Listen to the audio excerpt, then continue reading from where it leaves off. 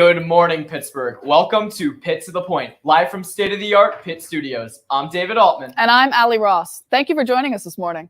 Pitt to the Point is your one-hour news magazine show that covers everything at the University of Pittsburgh to its regional campuses. To the City of Pittsburgh, as well as national and international news. We'll be bringing you everything from entertainment, politics, and sports. And we'll be sure to keep you updated on all things Pittsburgh, all the way to the point.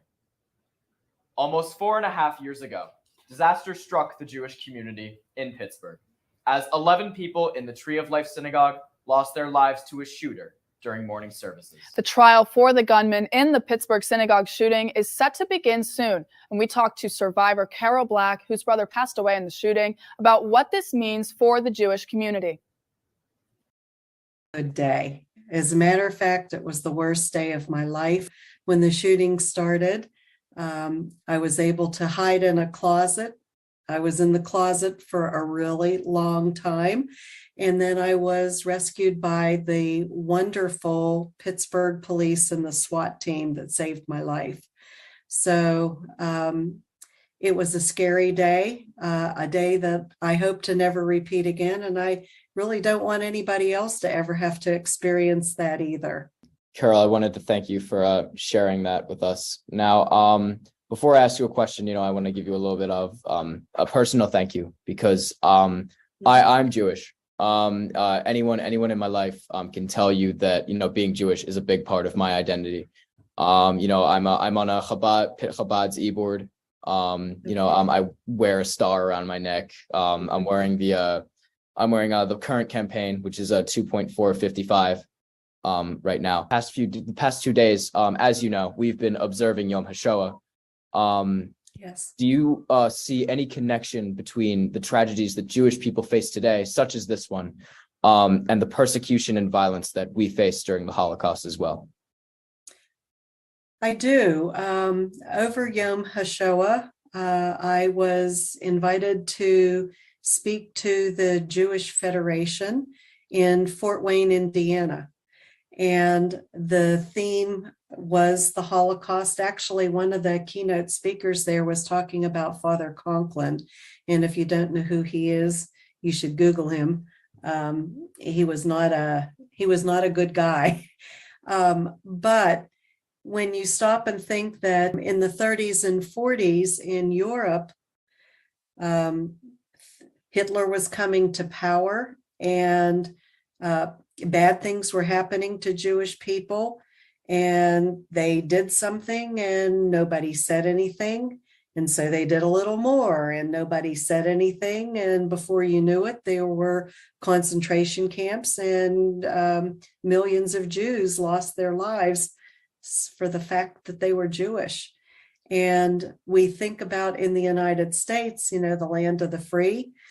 But when I start seeing more and more acts of anti-Semitism around the country, it makes me wonder, could that terrible thing happen here? And I think it's very important to educate young people.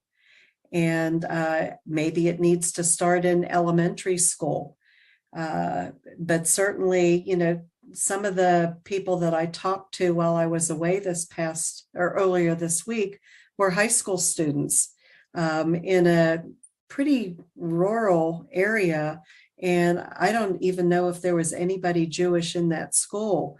You can hear about things in the news, and if you don't know anybody, it doesn't touch you. And so they were exposed to somebody that it did touch. And there are more and more teachers across the country that are teaching courses or having as part of their history class, they're learning about the Holocaust. And as we all know, if you forget history, it can repeat. What do you hope that the trial and a potential conviction would bring for the Jewish community and the Pittsburgh community at large? Well, I think it would be wonderful to have this whole experience behind us. We've been waiting 4.5 years for justice.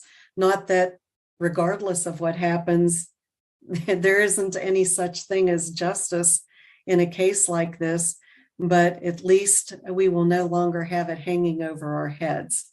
we can put it in our rear view mirrors and move along with what I plan to do is lead a joyous life.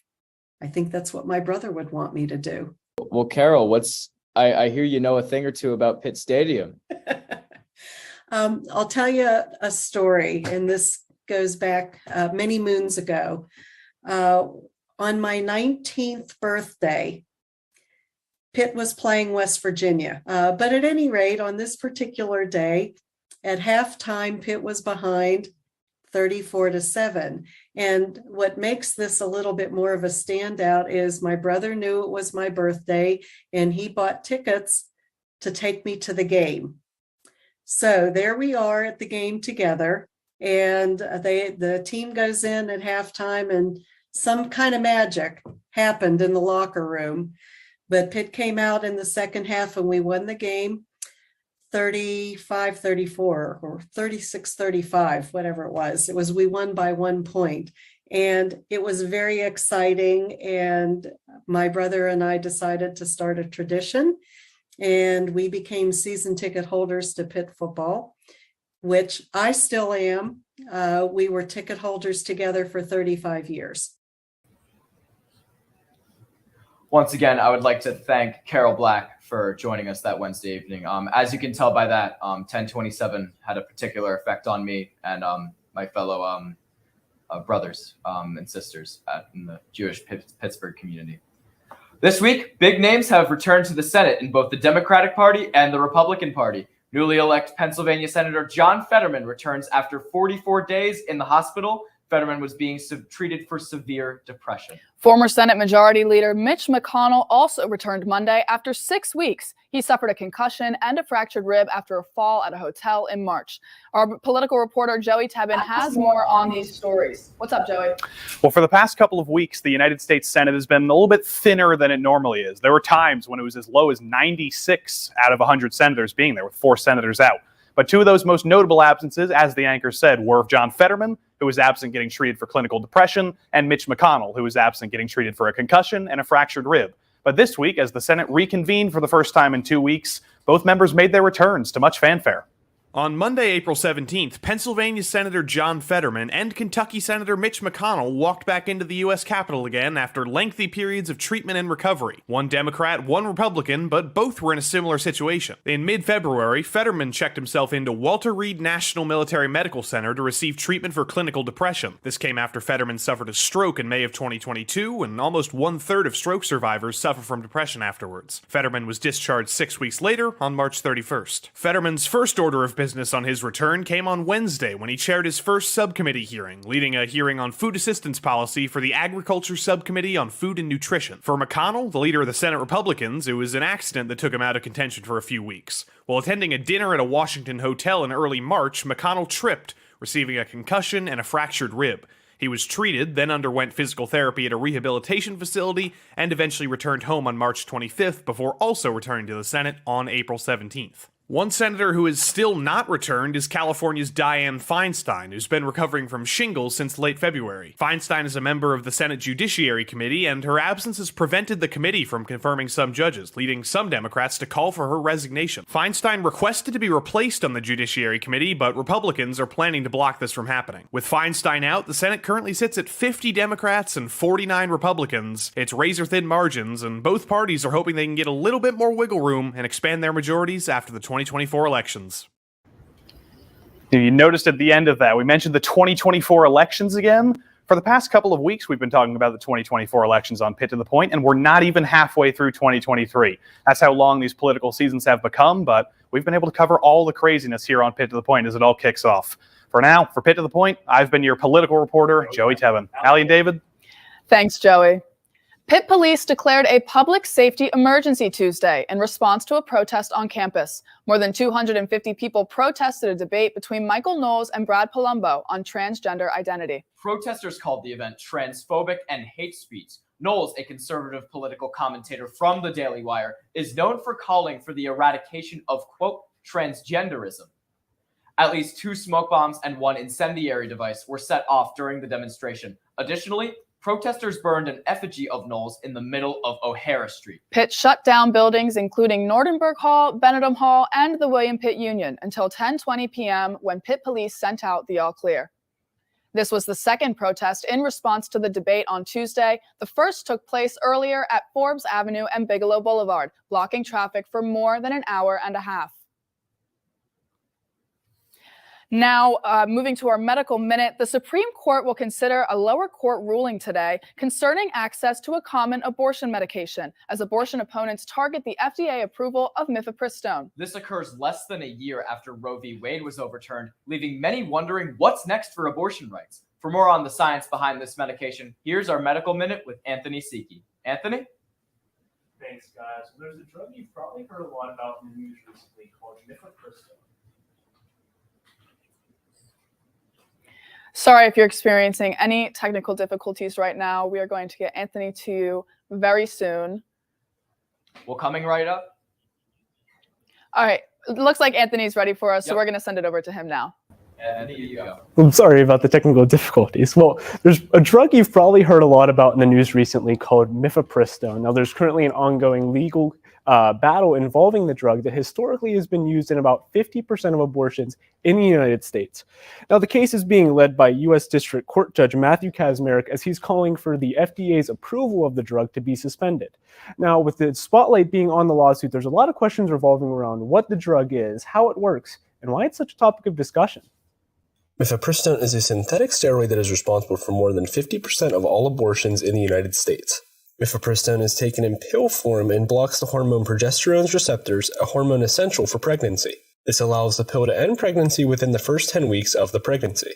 The pill is commonly followed by an accompanying drug called misoprostol within 48 hours. The two drugs work in tandem as mifepristone makes the uterus more susceptible to the hormone prostaglandin, which misoprostol mimics. Taking these two pills together to terminate a pregnancy has an effectiveness of over 90%.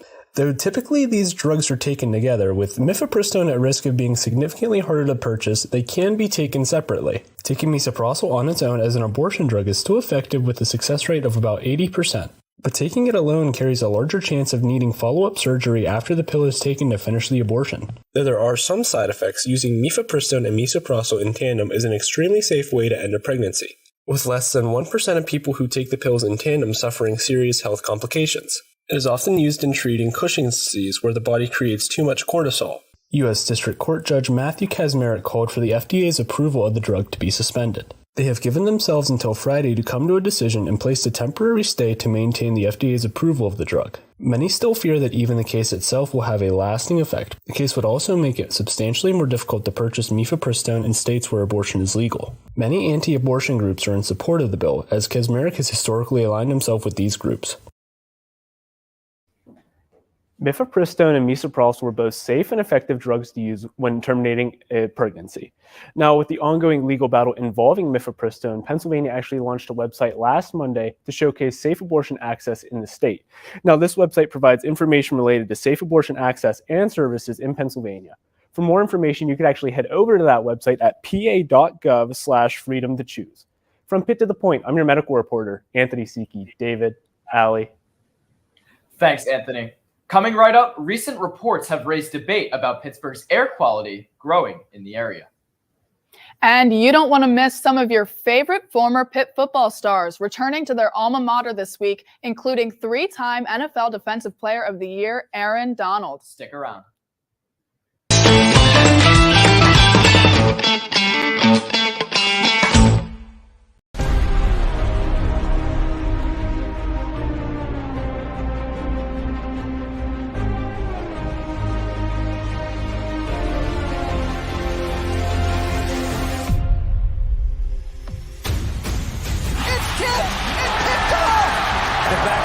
Is officially back and in the books. Stefanski just shoots and he scores. They're the winningest team in Pittsburgh history. Ball sent in, Sullivan, Pittsburgh, 1-0. Great strike, Michael Sullivan. Pittsburgh has a share of the ACC title in 2022. The record set by Tony Dorsett has been broken by Israel Abanikanda here.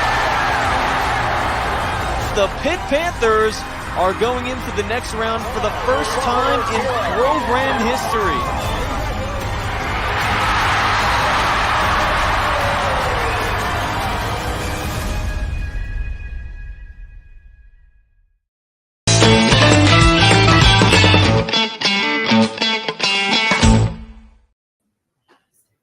Welcome back. Have you checked out our website yet? Well, if you haven't, give it a look. If you want to see all your Pitt to the Point faves like me and David and stay up on current events, check us out on pittothepoint.com. And if you want to check out the magic that happens behind the scenes and see more of our good-looking team, like me and Allie, check us out on social media. You can find us on Instagram and Twitter at Pitt to the Point and on Facebook at Pitt to the Point. Check it out. Buffalo Bills defensive back and former Pitt Panther Demar Hamlin is cleared to return to playing football 4 months ago. He suffered a cardiac arrest on the field in a game against the Cincinnati Bengals. Hamlin revealed that the cause of his cardiac arrest was commotio cordis, a rare event caused by a blow to the chest. Hamlin worked out with the team on Tuesday for the first time since the incident and, along with all of us, is enthusiastic for his return to the game. So I'm here to announce that I plan on making a comeback to the NFL. So the diagnosis of pretty much what happened to me was basically commotio cordis.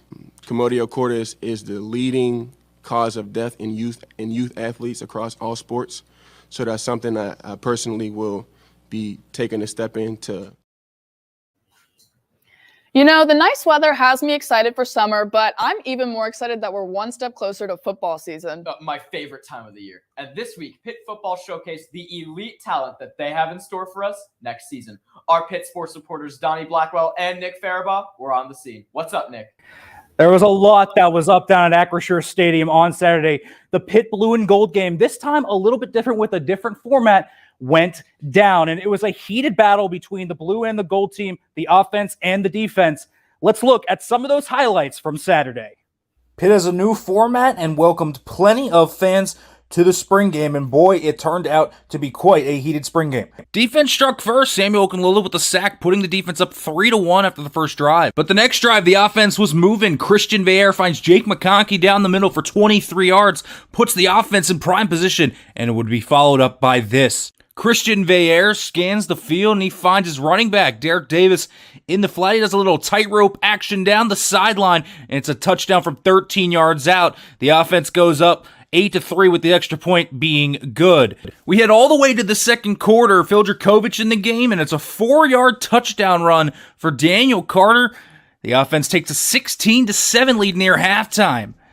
Then the very next play, it's on the kickoff. Ben Sauls kicks it off deep to Rodney Hammond, takes it from the 9-yard line, and he will go from here virtually untouched. 91 yards to the house for Rodney Hammond, and just like that, the offense goes up 23-7 into the half. Then we head all the way to the fourth quarter. Ty Dievenbach picked off by P.J. O'Brien. He'll take it all the way 51 yards. Demar Hamlin's running after him. 12-point pick six. It's 31-24 defense. The defense kept it going. Jake Frano fumbles the snap. Jimmy Scott gets on it. Defense goes up 36-24. Late in the fourth, the offense responds. Jake Frano from 19 yards out gets the touchdown. It's 33-32 defense. Last drive of the game, an opportunity. Derek Davis gets a handoff, only goes about 7 yards. And the defense does wrap this one up in a spirited new spring game format. The defense comes out on top over the offense 33-32. There was plenty that happened. The defense did come out victorious in a close game, but there were a lot of alumni that came by for the spring game. Demar Hamlin, Dane Jackson, Jordan Whitehead, but Aaron Donald was the biggest one there. And at Pitt to the Point, we had the privilege of sitting down with the Pitt legend. Our reporters, Donnie Blackwell and Aaron Clark, had a talk with the Pitt legend. Plenty of Pitt legends were welcomed back to Acrisure Stadium for the Pitt spring game on Saturday. But none were bigger than former Pitt defensive tackle and future NFL Hall of Famer Aaron Donald. I'm gonna feel good, anytime you're back home, it's where I'm born and raised, and then be able to come back to Pitt and see the young guys play, it's definitely cool. So Aaron Donald could just be coming back to Pitt to watch the team and look out for who the next Pitt great could be. But that's not just why Aaron Donald is showing up to Acrisure Stadium and is always around Pitt. He's got family involved. Number 94 defensive tackle Elliot Donald is Aaron Donald's nephew. He's been on the team for 3 years already, and he's looking to crack the defensive line rotation. So every offseason when Aaron Donald comes home, he works out at the UPMC Rooney Sports Complex with his nephew. And this could be the year where Aaron hopes to see Elliot take that leap. Well, yeah, I think, I kind of helped raise my nephew, so I remember him running around in diapers, and to be where he's at now, he call my phone a lot, ask me a lot of questions, send me film, so I got a close relationship with my nephew, and definitely, try to push him and, to be his best, so. Make no mistake, just because Elliot's last name is Donald and Pitt royalty doesn't mean he's gotten on the football field. In fact, he's played sparsely in his first 2 seasons in a Panther uniform. But this spring, he played at both defensive end and defensive tackle, and he put together a strong spring game. Defensive line coach Charlie Partridge thinks that Elliot Donald's tide is rising and that he could potentially play in the 2023 season. Elliot, we cross-trained him a little bit this spring. He's done some end and some tackle to create some additional opportunities for him to get on the field because he is capable of playing outside. We'd probably protect him by putting him into the boundary a little bit more if he's into that position. But all of them, the tide is rising in that group, and it's fun to see the competition. Seeing his nephew succeed is one motivation for Aaron Donald. Another motivation is his unwavering love for the University of Pittsburgh. In 2019, Donald donated a record 7-figure donation to the University of Pittsburgh's football program, and he got the training complex named after him. And then in 2023, he followed that up with $200,000 more for the Pitt Football Championship Fund. That's amazing. But there's so many good memories back at Pitt, man. But, I would say start before that fourth quarter in a packed stadium and hearing everybody sing that song is pretty cool. But it's good to be back home and see my nephew out there. It's a good feeling. It's always great to see Aaron Donald around the Pitt program, and he continues to show plenty of love. But speaking of the NFL draft is coming up next Thursday, the first round at least, and it will go through Saturday. There are plenty of Pitt Panthers hoping to hear their names called, and plenty of Pittsburgh natives as well. One in particular, Joey Porter Jr. These guys, they're hoping to hear their name called in Kansas City next Thursday. The NFL draft is a little bit under a week away, and there are plenty of Pittsburgh connections to go along with it. Joey Porter Jr. is in it. He's a North Allegheny graduate, and there are plenty of Pitt prospects to watch as well, with Kalijah Cansey and Israel Abanikanda. But as the draft gets closer, each of them want to showcase a little bit more of themselves. Just me being the man who I am, same little boy from Brooklyn, New York, working hard, work ethic, and just learning under the coaches and continuing getting better as a man on and off the field.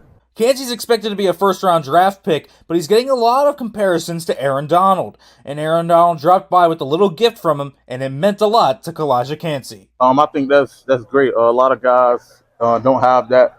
I think that's the privilege I have here from coming to Pitt, playing as the same type of player as Aaron Donald. And I think that's great for him to be vouching for me and pulling for his Pitt brother. Meanwhile, Porter Jr. grew up with the weight of the world on his shoulders with his dad being an NFL player. But he's trying to create his own path. He always told me it was going to be comparisons with me and him, and at a young age, he always told me that he wanted me to be better than him. So he just told me don't let the media, don't let nobody twist our words and twist what we got going on. But could he play for the Steelers?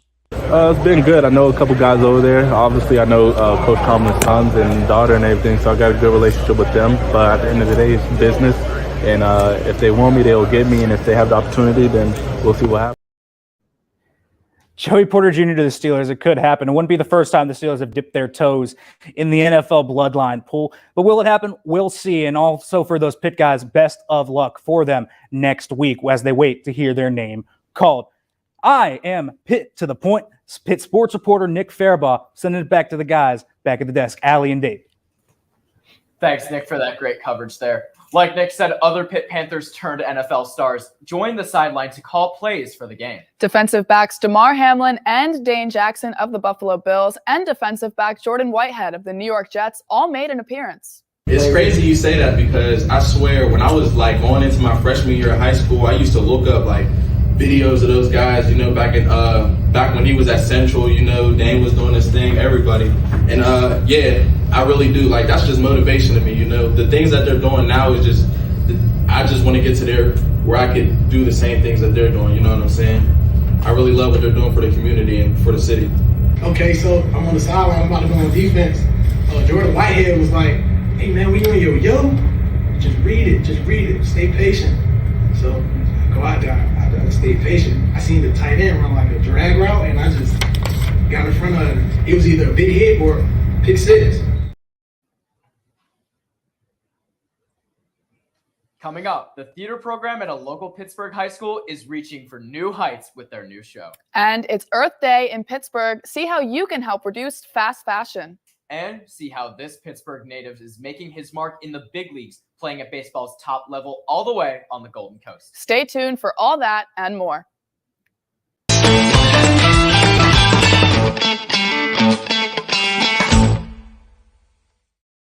We are the University of Pittsburgh, forged in a blue-collar city with gold standards, where innovators, researchers, thinkers, and healers are always reaching for new heights.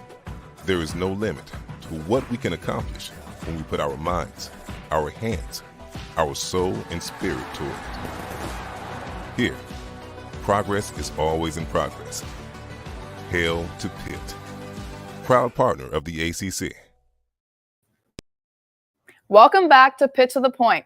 The American Lung Association released a report last week saying the Pittsburgh metropolitan area has some of the worst air quality in the country. This week, our business and technology reporter Aidan Dean Dunn spoke to Pittsburgh Works Together, who have their own opinions on the issue. Aidan? Thanks, David. On Wednesday morning at about 6 a.m., headlines flooded the web from local media outlets claiming that Pittsburgh metropolitan area has some of the worst air quality in the nation, according to an American Lung Association annual report. Now, simultaneously, a news report shot off the desk of a union labor coalition, Pittsburgh Works Together, claiming that this report is misleading and deceptive in its presentation of facts.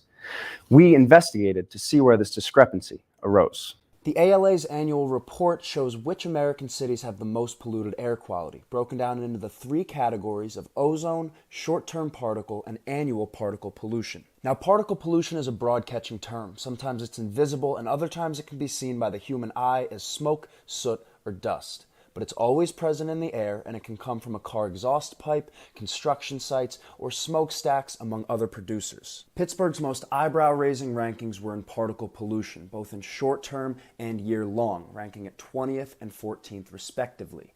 This is where those headlines were derived from, and this is where Pittsburgh Works Together took issue. They take readings that are from the heart of industrialized Allegheny County, apply those readings and that criteria to the rest of the counties in the metro area. And when you look at the data in their own report, the air in Westmoreland County, in Washington County, in Indiana County is some of the cleanest in the entire country, and their own report says that. How can you have clean air in one county and then you lump it together and all of a sudden it's failing in some of the worst air in the country? When they unfairly and unjustly frighten people, they're doing a disservice to the real environmental issues that are facing. You can raise a lot more money if you're scaring more people than if you're scaring fewer people. Now, you may think that big business is just trying to protect their big business. But if you consider that a medical association may be embellishing claims to promote their own profit, something feels a little more surprising. Now, in between these two stories lies the truth. And as always, it's up to you, the viewer, to discern just what that truth is. For Pitt to the Point, I'm your business and technology reporter, Aidan Dean Dunn, and I'm going to toss it over to our city beat reporter, Natalie Bellin, for a more fashionable note on Earth Day. Natalie? To celebrate Earth Day, which is this Saturday, I want to introduce you to sustainable fashion and to show you how easy it is. We're here with Mimsy, and she is a current student at Pitt. So, Mimsy, what is the goal for today? We are going to create an outfit out of the clothes that here at the wonderful Buffalo Exchange for our wonderful reporter, Natalie. So what are you hoping in terms of creating a look for me today? Well, I want to make sure that you're comfortable with the amount of skin you're showing or not showing, and making sure you told me earlier that you wanted a semi-professional outfit, so I'm going to try to make it like that. Perfect. I am so excited. Me too. Okay, let's see. Yeah, Michael Kors. Okay. This one matches the pink in it, so that's good. And then there's also this red one that matches the red. That's only $17, and that's a Michael Kors shirt. I definitely want that one. Yeah. The equivalent of one garbage truck full of clothing is being dumped in a landfill every second. There's a bunch of things that you can do before that piece of clothing ends its final stage in life. If everyone in the world got together and we decided that we can promote a reuse and repair culture when it comes to our clothing. This means that instead of buying a brand new outfit, we buy secondhand clothing. Each year, we would only buy maximum 8 new pieces of clothing. We could reduce the fashion industry's emissions by 37%. That's a huge impact. On Saturday, April 22nd, the Buffalo Exchange is doing a $1 Earth Day sale. You can shop a selection of clothing and accessories for just $1. 100% of the proceeds will go to the Elephant Sanctuary. For Pitt to the Point, I'm City Beat reporter Natalie Bellin. Allie, David? Thanks, Natalie. When we come back, actually, we're going to toss it over to our college and high school report over at Montour High School. What's going on, Spartans? Good morning, David and Allie. Thanks for having us this morning. Montour High School is hosting their annual play this weekend, April 20th through the 23rd. This year's play is In the Heights. In the Heights is a revolutionary musical that combines Latin dancing with hip-hop music to tell a captivating story about chasing your dreams. The director chose In the Heights for a change of pace after doing a very popular show last year, Mamma Mia. In the Heights does a great job of highlighting different cultures and bringing everyone together. This year's leading roles are Vanessa, played by Paulina Sanchez, Benny, played by Luke Rossetti, Camila Rosario, played by Nicolette Lysick, Kevin Rosario, played by Nathan Longwell, Nina Rosario, played by Ava Stropke, and Uznave de la Vega, played by Charlie McMahon. The cast members have been preparing by having nightly rehearsal leading up to this week's opening night and performing scenes from the play to the elementary students and in Montour's Poetry Out Loud event. Despite all the preparation, opening night jitters still seem to be present. As a main character in the musical, it's definitely very stressful and I am a little bit nervous, but I feel like we've had enough preparation and I'm really excited to just get to show everyone what we've been working on for the past 3 months. So we feel ready going into opening night. The practices have been going well. Today's the day. Opening night. The Montour High School has embraced the upcoming play and the hallways are decorated in support of the cast.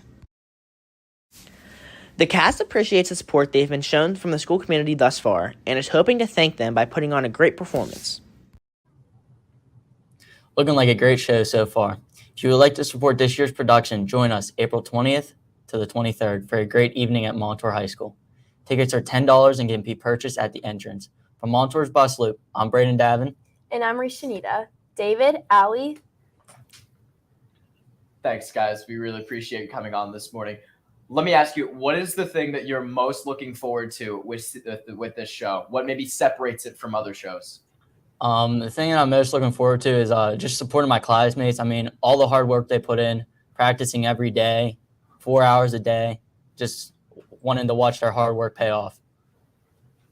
For sure. In the Heights is a great musical. I saw the movie. I don't know if you've seen it. But I want to know, like, what other kinds of shows and musicals that they put on at your school? Like, what's your favorite that's happened in the past couple of years?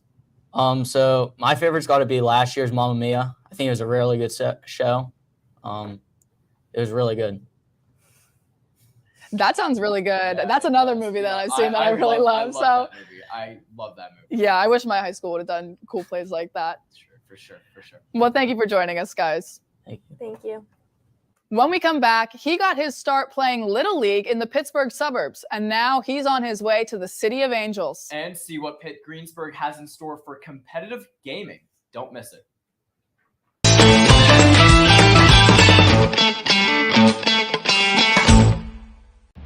They come here, forged in the spirit of change, pushing to answer the questions, and then questioning the answers, embracing each challenge as fuel for reinventing the world. Because here, leadership, courage, creativity, innovation, and progress are always in progress. The University of Pittsburgh. Forge.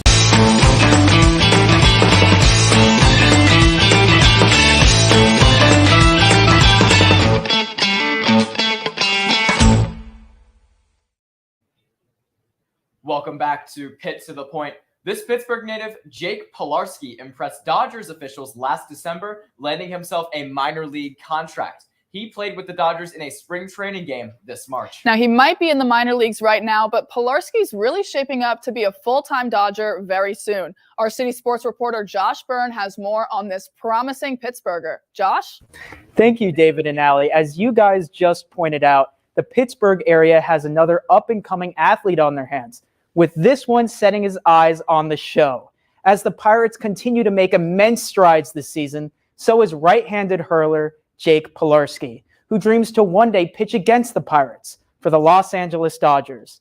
I had the honor to speak with Polarski this week, who spoke about his upbringing in the 4-1-2 and how that has led him to where he is today and where he may be going very soon. I went to Fox Chapel High School. I grew up playing for Little League Baseball for Sharpsburg and Aspinwall. I've probably played at basically every ballpark over the city of Pittsburgh. And if I haven't, then my dad did. So there's not a ballpark in that city that doesn't have a Polarski name on it somewhere. I played for Sharpsburg and Aspinwall growing up. Went to Fox Chapel, played 4 years of varsity for Fox Chapel under Mike Frank, who is also our wrestling coach. One of the best coaches I've ever had in my life. Him and Brett Horowitz were our head coach and our pitching coach, and they really helped shape my pitching career. Played for the Pittsburgh Diamond Dogs, which was my travel team in high school. Played for them for 2 years. They helped me, get my name out to schools and stuff. Ended up taking the route going to Virginia Wesleyan, but they did a great job giving me a place to play over the summer. Got to go to a lot of fun tournaments and stuff with them. So they had a nice little facility too that we used to train out of. And then when I came back from Indie Ball, I got a job and got in contact with Seaside Sports. It's a indoor facility out in Cannonsburg. Chris Sidick. I reached out to him, honestly, just looking for a place to work out. And he came back with man, you can train here anytime. And if you want a job, we can see if we can get you a pitching coach job. So then he helped me get started with that. And I started giving pitching lessons to kids. And basically for the last 2 years now, it's been like home base for me when I'm home. So at the end of last year, I got through my second year of Indie Ball, and I started working out with a place called Tread Athletics that's based in Charlotte, North Carolina. Started working out with them, went down and threw a few bullpens. My velo kind of made a nice little jump for me, and they sent out my video to a bunch of teams, and the Dodgers got a hold of the video, and they called me and they said that they were really interested, that I had a good arm, and they liked my, the package that I could bring to the table. So they were going to sign me and give me a chance. Basically, they just kind of told me that I would come to spring training and get an opportunity to try to make a club out of spring training. And so I went to spring training and did what I could and ended up making a high A team. So to me, it was a huge testimony from my upper management of how well they think I did in spring training to even give me a chance to go to those major league spring training games. Polarski is off to a fast start this season, having pitched a combined 4 1/3 shutout innings so far for the Great Lake Loons. If there were ever a prospect that you'd want to follow who isn't in the Pirates system, well, Jake Polarski may be that guy. For Pitt to the Point, I'm City Sports reporter Josh Byrne. Now, for an epic gamer moment, here is Laura Stravick. Thanks, Josh. Video games certainly have had a chokehold on our society since the 1980s when some of the very first consoles were manufactured. As video games have evolved, people's competitive spirits have as well, and the term esports or electronic sports was coined in the 1990s. Now, Pitt Greensburg has their very own esports team that they started in 2019, and we sat down with the coach to learn all about it. Let's take a look. Esports are competitive events for video games of all sorts, like Overwatch, Fortnite, Valorant, and even online card games. Many colleges have started esports teams, and Pitt Greensburg is no exception. It derived out of Nerd Fighters, our kind of pop culture gaming club on campus. And there was a group of students that played Overwatch at the time that wanted to be more competitive in gaming. I joked that on our campus that I was one of like 6 or 7 people under the age of 30. So I was kind of just tossed into the mix because of that. I think it was 2019, the spring semester. We started with Overwatch. We had about 10 people. We have about 7 games that we play in now with about 28 students. Typically during a week, I told them we would have practice or 2 on top of a match, and then to get 10 to 15 hours of like competitive time in with either themselves or their teammates. Our Fortnite team is playing this Saturday in the championship. They placed top, I think they finished 13th in the rankings for the whole NACE conference. This year we had most of our teams finished around like 500, just below 500, and didn't make it. I think we had one other team make the playoffs this year. So hopefully next semester with a room in place where they are able to play full time, they're able to get more play time and practice time with each other in. The Pitt Greensburg Esports team is expanding their facilities this year with a brand new gaming room and some upgraded equipment. They're also planning on throwing some summer camps for middle school and high school kids to learn all about the world of esports. So if you want more information on that, check out the UPG Esports website. Also be sure to check out the Pitt to the Point YouTube channel sometime this weekend for a digital exclusive with the Bradford softball team. From Pitt to the Point, I'm your regional campus reporter, Laura Stravik. Allie, David? Thanks, Laura. Coming up, see where you can get your salsa on by performing Latin dance right here in the Steel City. And we'll help you get ready for the first ever Vintagepalooza right here on Pitt's campus. And a Broadway legend joins us live as we go into her journey on Phantom of the Opera and hear her thoughts on the closing of Broadway's longest running show. Stick around for more after the break.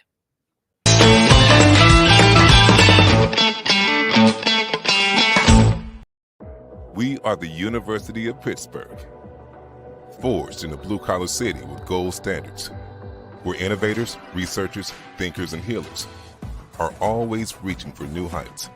There is no limit to what we can accomplish when we put our minds, our hands, our soul, and spirit toward it. Here, progress is always in progress. Hail to Pitt, proud partner of the ACC.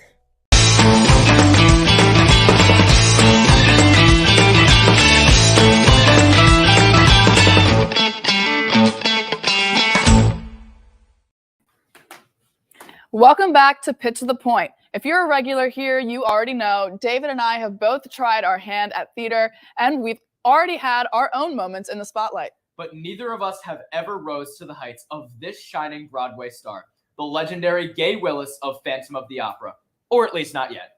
She's here with our entertainment reporter, Lindsay Beck. Take it away, Lindsay. Thanks, David and Allie. As a musical theater fanatic myself, I was shocked to hear that Broadway's longest-running show, The Phantom of the Opera, officially closed their 35-year run this past Sunday, April 16th. And just what a momentous day for the musical theater industry. Today, we have a very, very special guest joining us, award-winning soprano, Gay Willis. Gay, thank you so much for joining us today. We're so excited to get to talk to you. First, here is a snippet of Gay as Christine.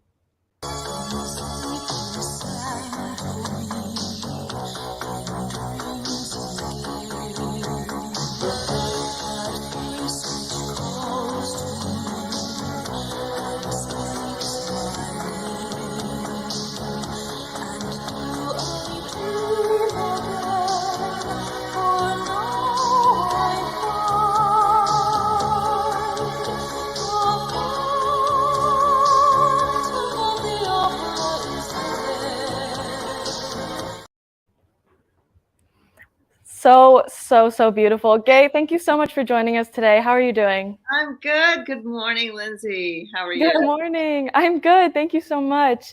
Now, Gay, that was so beautiful getting to listen to you sing. And you played Christine, the leading lady in Phantom of the Opera in 1994. Can you tell us a little bit about your journey leading up to getting to play this amazing role in such an amazing musical? And just a little bit about your path, your training, just your journey leading up to this life-changing role. Oh, wow. That's a loaded question. I attended Shenandoah University, got a Bachelor of Music in Musical Theater. And then before I graduated college, I got Maria in West Side Story at a dinner theater, Toby's Dinner Theater in Columbia, Maryland. And I did some dinner theater for a couple years. And then I finally moved to New York. And one of the first things I auditioned for was a cattle call for Phantom of the Opera.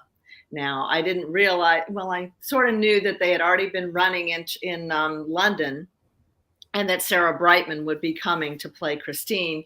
But I didn't realize, they've been auditioning people for years for this show, but I wasn't in New York at the time. I was probably still in college. But I got typed out of that cattle call. And then a few months later, I was auditioning for something else for the same casting directors. And they said, "Did we see you for Phantom?" And I said, "Well, no, I got typed out."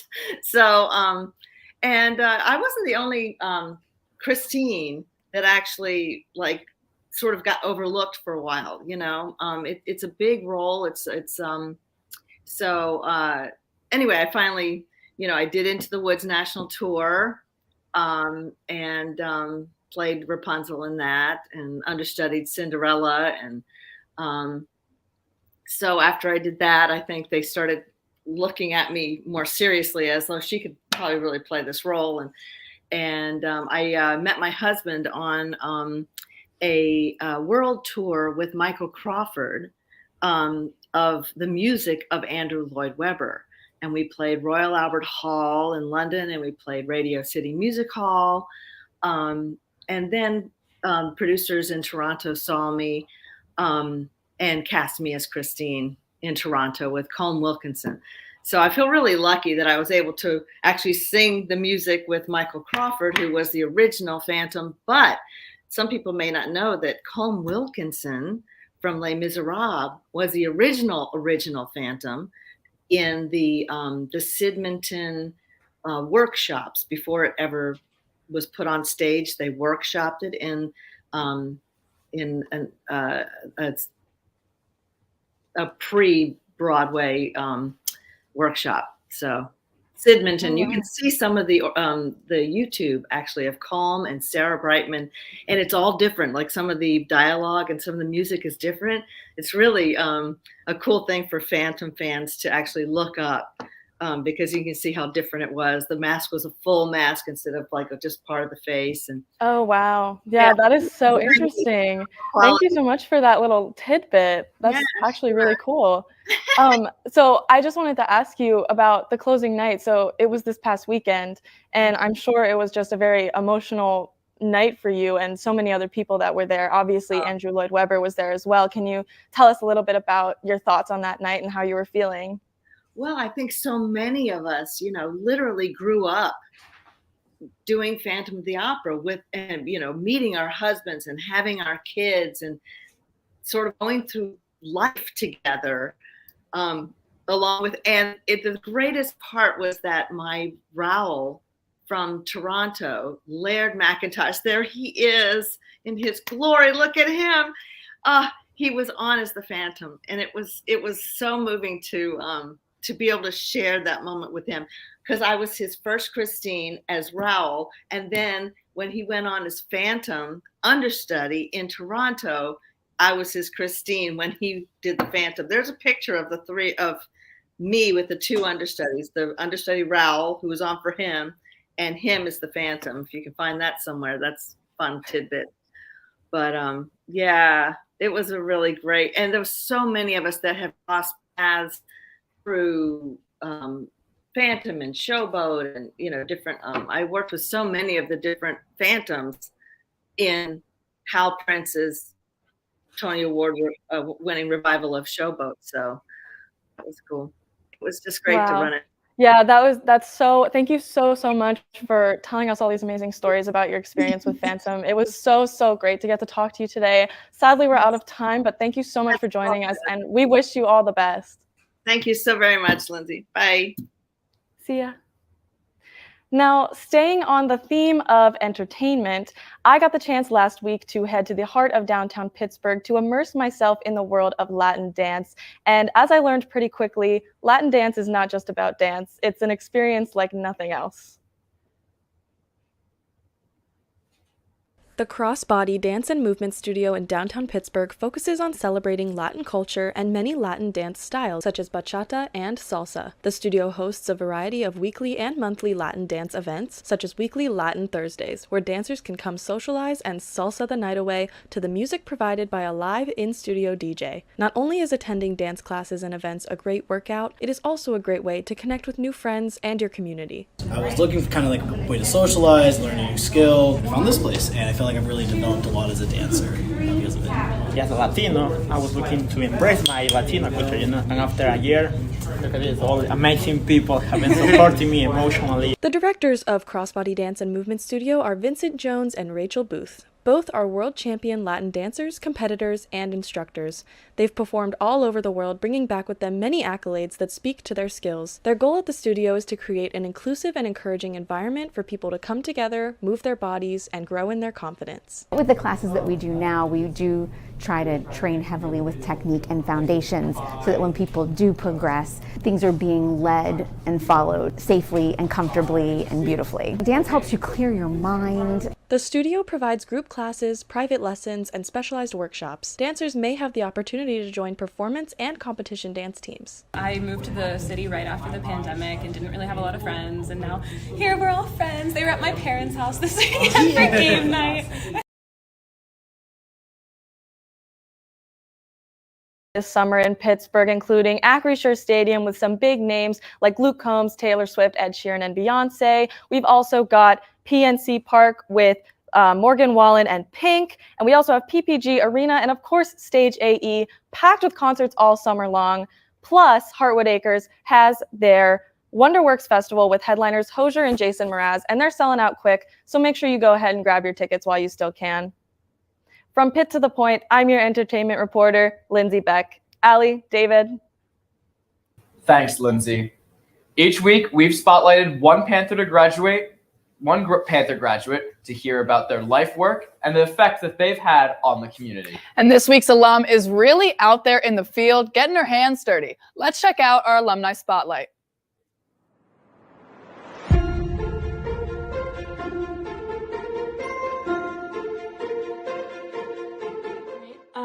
I'm Audrey Kettleberger, and I'm a geologist. Sometimes I call myself a field engineer. I came in as undecided, and my freshman year, I just took a whole bunch of classes. I took like computer science, I took forensic anthropology, I took the introductory geology course. I just ended up really liking the geology course and I stuck with it. That's how I got to where I am today. It was very helpful that Pitt offers so many options. Right now I work for a geotechnical consulting firm. Basically my job is to go out to a different site every day and we bring a drilling rig and gather all this information about the underlying soils. It's really interesting to see the process from like start to finish because I'll be on sites before construction starts, during construction. So I got nominated after my field camp by one of my professors to apply for this fellowship. I ended up getting it with the USGS, which is the United States Geological Survey. I'll be looking at lake cores, doing limnology, where they'll take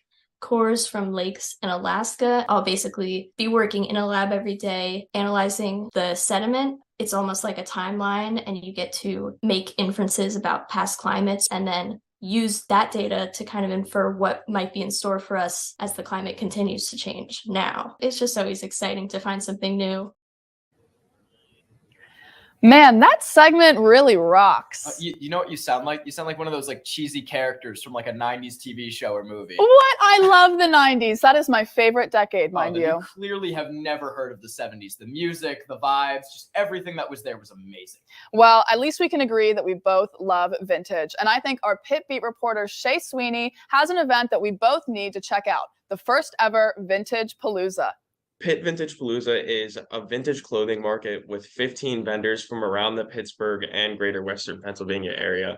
So probably over half our vendors are from right around Pittsburgh, and the other half kind of travel from State College, Morgantown. So kind of all over, representative of the vintage community. What you can expect is a wide selection of vintage clothing all the way from the 60s to Y2K. Vendors bring their collections and creations to connect students to new brands and give them a unique look to build their style. And behind these unique outfits is a type of care and artistry you won't find anywhere else. I started the brand where I was like just making new t-shirts, but then like I kind of like the fact that you can elaborate on the past too. So like if I take a t-shirt that I found that like per se Goodwill, and then it's like, oh, I really like this t-shirt. Like it's like, for example, this is like a Looney Tunes one. And then I put Michael Jordan on the back. So it's just kind of giving something from the past, just a whole new story to tell. The goal of the event is to grow the vintage community on Pitt's campus.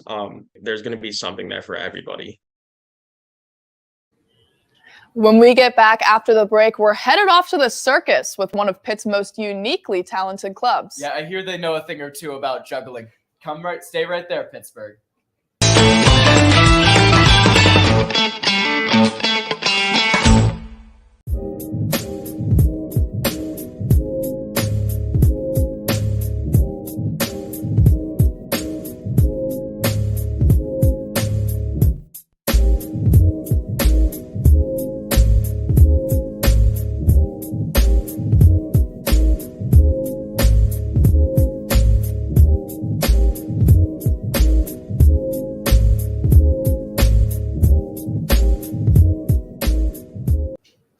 We are Pitt to the Point underclassmen, and we hate to see our seniors go because we love them so much. So we came up with this great idea. We have our professor give them all Fs, so they have to return for another semester. It seemed like a good idea at the time. Yeah. They hated it. So instead, good luck, seniors. We're really proud of you. We'll miss you, and we love you. Hail to Pitt forever. Welcome back to Pitt to the Point. It's almost finals week at Pitt, which means everyone feels like they're juggling like a million things at once. Unfortunately so, but the club we're highlighting this week for clubbing at Pitt might actually be doing just that. Meet the Masters of Dropping Objects. You've probably seen some students over by Dippy the Dinosaur juggling, climbing trees, riding unicycles, and doing other circusy things. These students are part of Pitt's premier juggling club, the Masters of Dropping Objects. Club President Noah French gave Pitt to the Point more information about this unique club. It's just a place for people who are into juggling and circus arts in general. So we've got slackliners, jugglers, some people that like unicycling, just circus arts across the board. Came into be because there's a couple of disconnected juggling clubs throughout Pittsburgh, and it was kind of an attempt to centralize stuff and make kind of a home in at the University of Pittsburgh. While this club is under Pitt's name, members of the Pittsburgh community and Carnegie Mellon students often come join in on the fun. I just got a lot of close friends in here. It's probably my main activity. So some of these people as well are people that go to CMU. Some people are just in the community. So that's been kind of fun, is because I've met a lot of interesting people that I otherwise would not have. The Masters of Dropping Objects are always open to new apprentices, with new people coming every week. Almost every week we get new people. Seems for the most part people are very interested in learning how to juggle. I'd say the vast majority of people come and learn how to juggle, and they're satisfied with that. But I'd say probably the main thing we do is teach new people to juggle. So you don't need to know how to juggle to have fun. The club meets every Sunday starting at 3:30 at Carnegie Mellon's campus on the Cut, and every Thursday at 5 by Dippy the Dinosaur. If you're looking for a new hobby, you found it. That brings us to the end of today's show, which means David and I have the honor of anchoring our last episode of Pitt to the Point. We wanted to extend a special thanks to our classmates, but don't worry, Pitt to the Point will be back next spring. Thank you to our news directors, Jamie Ely, Josh Byrne, Michelle Lickstein, and Maggie McLeod. Also, the Pitt Studios staff, especially Chief Engineer Liam Spohr, Athletic Director Heather Like, Director of Communications Jamoke Davis, and the Pitt News advisors and staff. There is no way we cannot thank KDKA TV's General Manager and Vice President Chris Coutinho, News Director Sean Hoder, Head of Digital Content Jonathan Fisher, and the very talented Caitlin Hall. Pitt to the Point's your #1 news source for everything Pitt. For the last time, I'm Allie Ross. And I'm David Altman. We can't thank you enough for tuning in to Pitt to the Point for the past 12 weeks. It's been our honor and pleasure to bring you Pitt to the Point in 2023. Hail to Pitt! Hail to Pitt!